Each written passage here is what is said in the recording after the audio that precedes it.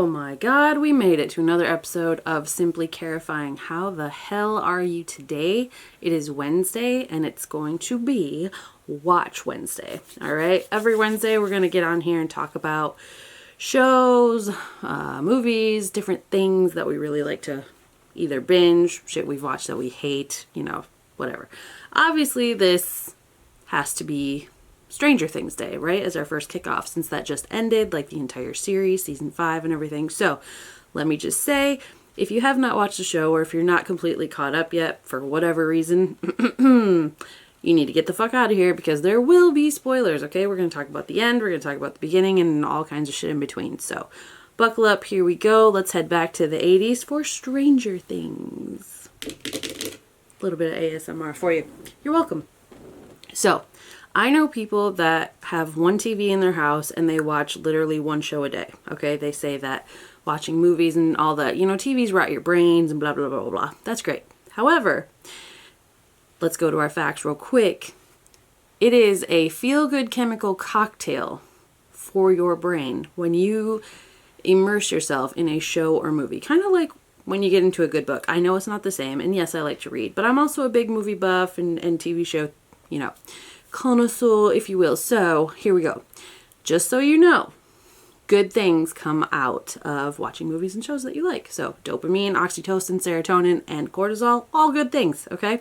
And it even is a psychological relief and escape for your mind, especially after a long, stressful day where you have to deal with real world problems and everything else. Here, you get to just be transported to another land. You get to figure out someone else's problems. You try to really get into whatever you're watching, and it's great. So that being said, don't feel guilty if you watch a little too much TV or that's your go-to. All right, so shows. Stranger Things started 10 years ago. It's been a while now, because of the writer's strike or whatever the fuck, I don't know, we had a couple year gap in between season 4 and the last season. Okay, so it was, to see these kids go from kids and then all of a sudden they're man voicey and 7 feet tall. Okay, we get it. Time, it happens. But okay, this show hit so hard for a lot of people because straight nostalgia was one of them. Okay, this show happens mid-80s, and if you were born in the 1900s, specifically the 80s, like myself, you see and appreciate all the little attentions to detail that the Duffer Brothers put into the show. Okay, and there was a lot. From the style of the house, to the decorations, to the games the kids are playing, to the shit they're wearing, to the stuff they're drinking and eating, and all this stuff. It was just a feel-good time machine, right? And it was something that we got to buckle up for, and it wasn't just, hey, this was the 80s, but the storyline sucks. Okay. If you've seen the show, it opens up, they're playing D&D. Not my situation, but I know several people who do, so even that was some people had some interesting stuff happening in their pants when they saw, this really ride or die, hardcore gameplay. I don't know. I don't play the game, so I don't really understand. But even that was just another element of awesomeness for 80s kids and everything like that. No cell phones in sight. None. Nobody's sitting watching brain rot shit. They were outside. They were on bikes. They were playing these games where they had to think and act and all of this stuff. Then you had the separate characters, okay? You have Mike. It's in his house. He's kind of this awkward little kid. You got Lucas, smart. He's got the mouthy little sister who doesn't, Mike has the older sister, younger sister. Mike's dad, holy fuck. If anyone could have been let go in a series, it could have been Mike's dud of a dad. Okay, but even in the end, after being attacked, Mr. Wheeler walked out completely unscathed.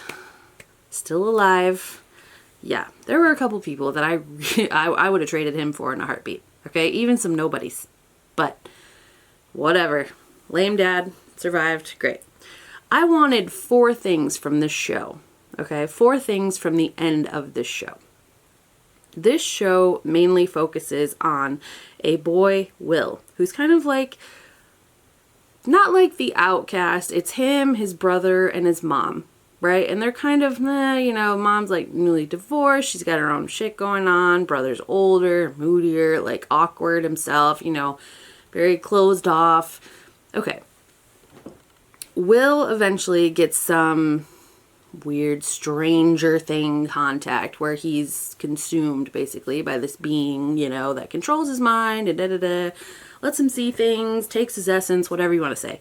I'm not going to dive into all that happens because it really is a good show, and if you haven't seen it, you should. But I am going to say, again, spoiler alert, because I will be cutting to the end here pretty soon. All of these characters come into play. There are asshole jocks. There are, you see a couple different character arcs that are pretty impressive. Steve Harrington goes from mega jock asshole to all around good guy. You don't want to see him go. And he does. It was horrible. I'm just kidding. He lives. That was one of my things. I wanted him, after all that he'd done, he proved himself. You know what I mean? He was the douche canoe in the beginning, but he worked himself out. So there was that. There were characters that did pass that were really hard. Like Billy, he was an asshole, okay? And he had this look about him where it was like, some people thought he was really hot. Okay? Really hot. But that was scrubtastic. I don't know, if I would have seen that dude at the public pool, I'd have been like, yee! like creepy opposite. I don't know. Now, Eddie, on the other hand, Hellfire Club leader, all full of this, that, whatever. He was kind of like the rough kid, lived on the outskirts, lived with his uncle kind of deal, and always ran away from his things. So the way they did Eddie in, I'm jumping all over the place. I can't even contain myself. So you have Mike, Lucas, Will, and then Dustin is the other one, okay? Eventually a girl named Max joins, but the whole show is based on 11, or Elle, aka Jane, who has superpowers of her own because, she was taken and experimented on and has this weird blood and can go into the upside down to... It's just a lot going on. None of this makes sense. So I guess if you've never seen the show, the way that I'm talking about it isn't going to ruin anything for you because I am all over the place. It's insane. But it's there's so many things that you want to say, highlights, you know what I mean? So there's creatures like Demogorgon, Mind Flayer, Vecna. Those are your bad things, okay? There is a cop in here. His name is Hopper. Hopper the Copper. Okay, he had his own problems. He had a previous life, married, had a daughter lost her life to cancer. So he's just kind of in this perma asshole, just moodiness, which understandable. Okay. He's a chief of police in the small town of Hawkins. And, yeah, he's over a lot of things that happen in the show. It's very much grumpy face, lives in a cabin in the middle of the woods, smokes a cigarette, doesn't give a shit, right? But then weird things start happening around his town and he kind of has to give a shit. So he starts to develop different things, and he's the one that actually finds 11 when she's, freshly escaped out of the little institution there, and or Hawkins lab rather, and he ends up raising her throughout the show. They have this special bond and everything else, which leads me to one of the other things I wanted from the show that didn't exactly happen, and I'm not really happy about that. But nostalgia, good characters, shit characters, a lot of characters lost along the way. Okay, I knew that Steve wasn't going to die because Billy and Eddie already did. Now, with Eddie, who was a really great friend to little Dustin. Again, you might have to look up these people. There's just no way I could, yeah. His exit was based on, you know, he'd always run before, so this was his hero moment where he wasn't going to run, he was going to stand, let Dustin be able to escape, be this hero, even though he totally could have fucking gotten out of there, and he should have. And everyone just knew that he was going to pop up again. Did not happen. Which was another kind of a, but you don't expect too much, right? Like, he was gone, he had his moment, whatever, he proved it. When this last season came around, it started with Dustin being completely jaded because he was gone. Understandably, right? He was a cool guy. He's the one who, even though Dustin has his dorky moments, but he's this brainiac kid, like genius kid, told him never change, you know, be you and all that stuff. So liked him for him, which was great. That's a great person you want to keep in your life. And it's just one of those characters where you're kind of iffy about at first, but then you really get attached. Like, you really like him. Like, he has the shell of an asshole, but he's a really good guy. Unlike Billy, who's like, he's kind of an asshole. He's really an asshole. He's, okay, maybe. But then, yeah.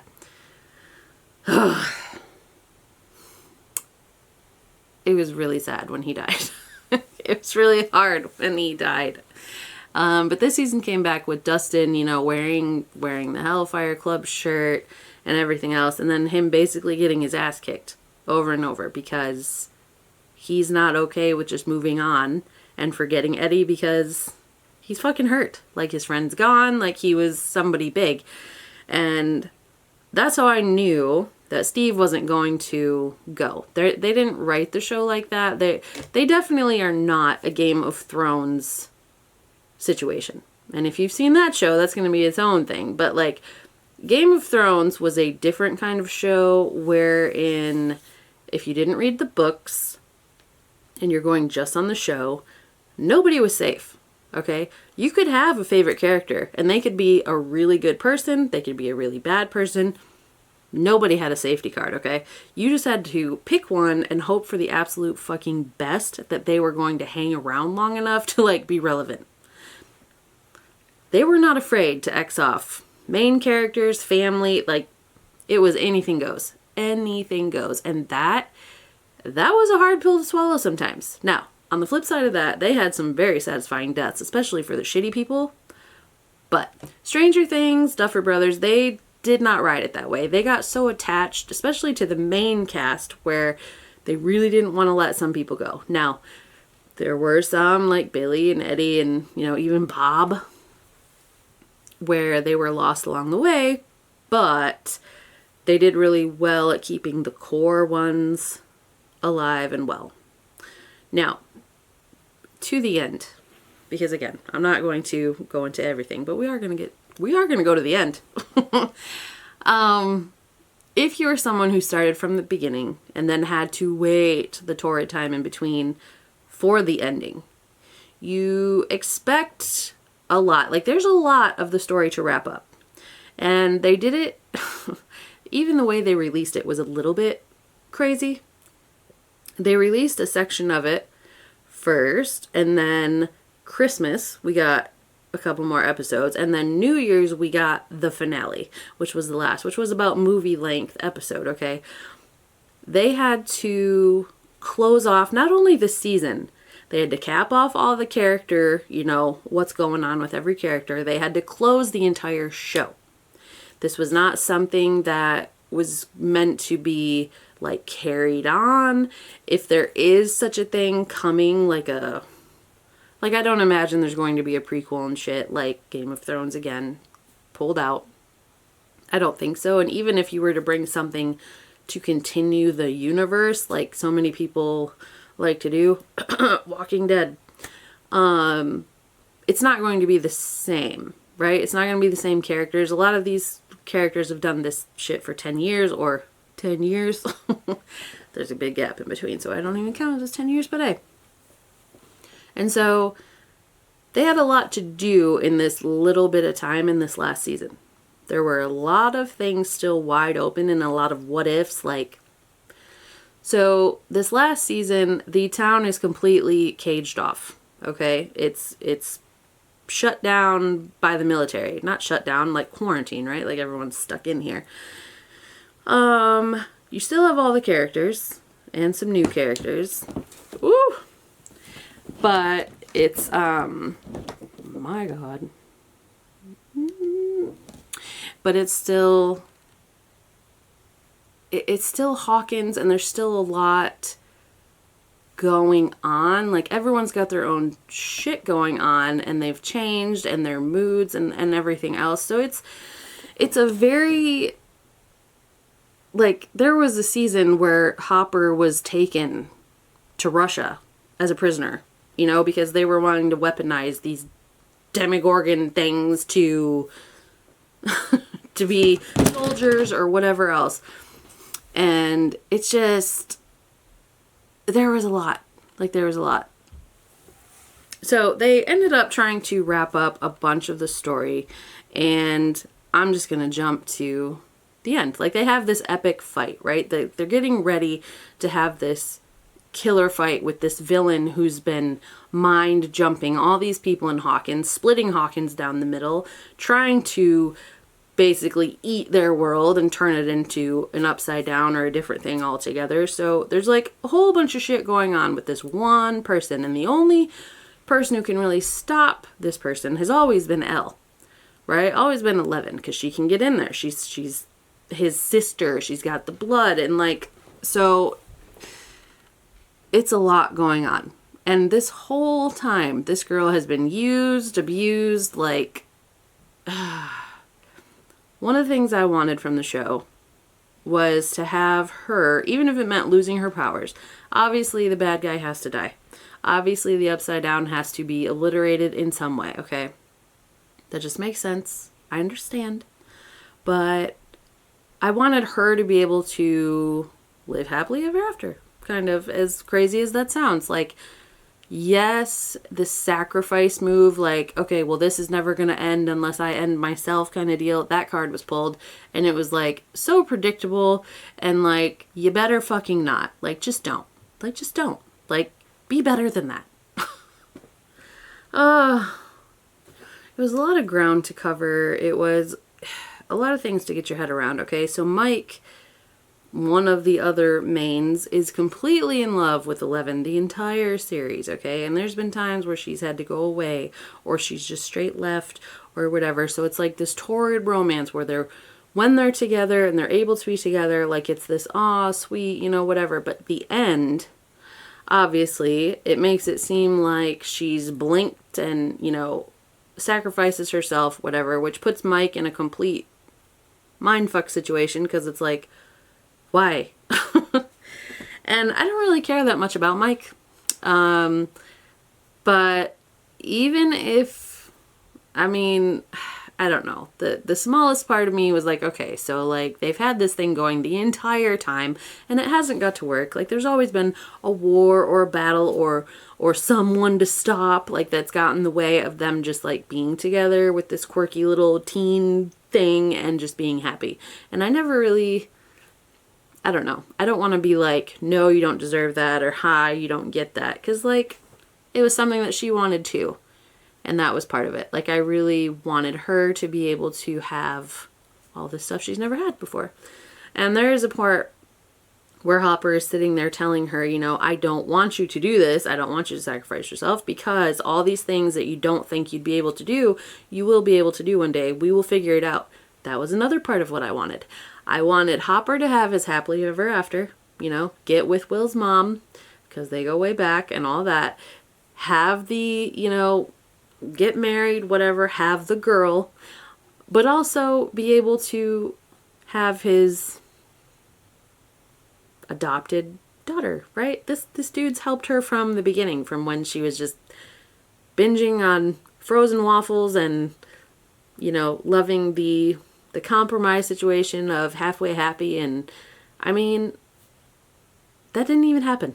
And that sucked. He did get, okay, with this blink, okay, she was gone. And so he ended up with Joy, like, they get engaged, all this stuff, happy things, happy times, all that crap. So, like, it's not a lost situation.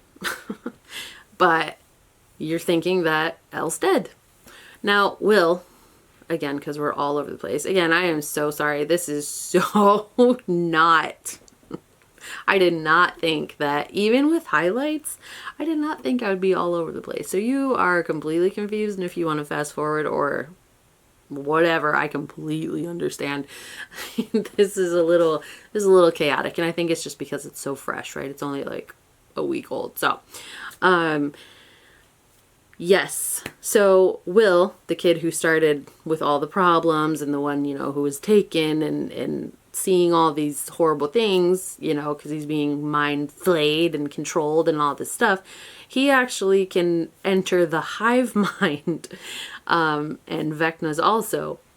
He can help stop the Demogorgons, which he does, and there was this whole thing where he realized he had these kind of powers, where he, all of a sudden, Will's parts were very soft, quiet, and a lot of times full of tears. That was his role, right? Understandable. He started as this really small, awkward kid, you know, very quiet, kind of, and he's the one who got basically abducted or whatever. So yeah, there's some shit going on. He's the trauma person, okay? And that's understandable. But he then finds out that he can do all this shit with his mind and, like, you know, snap limbs and help these people out, like stop them from attacking his friends and all this stuff. And so he has this moment where he damn near breaks Netflix, right? Because, like, his nose starts to bleed when he starts to show that he's got powers, and it's this like it's a trip for all these people that have just seen this quiet crying kid. Like, this is okay, well, he's a badass now, so okay, that we can get behind that. Yeah, so that was its own thing. And then came episode 7. So again, if you haven't seen the show, or if you did, whatever, this was a pinnacle point in the show, apparently. Another thing I forgot to tell you about Will is that he is very, very apparently gay.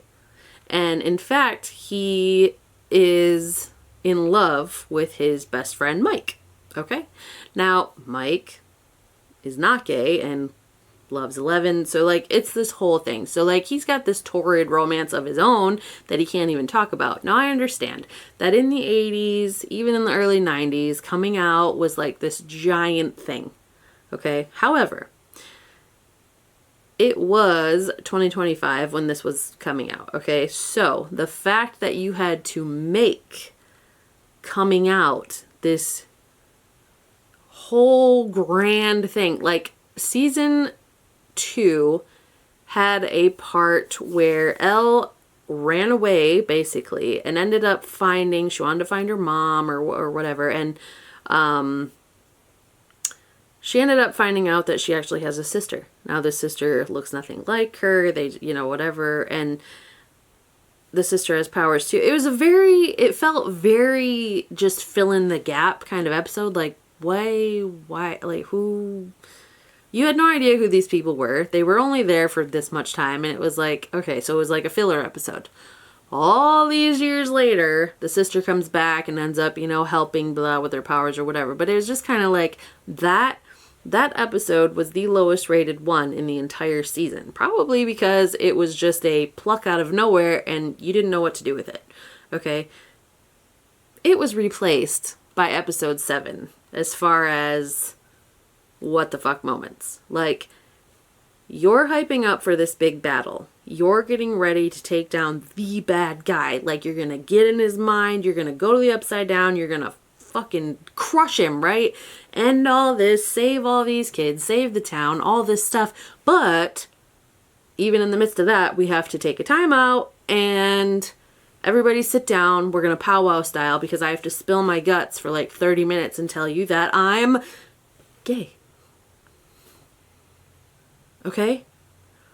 But there's still kids that are like, whatever, and there's still a dude that's trying to take over your town / world, and there's still like all these things, but they have this giant conversation about how he doesn't like girls, and he thought that he would be rejected and left behind and all this stuff. And it's like, first off, you already hinted to Mike, seasons ago.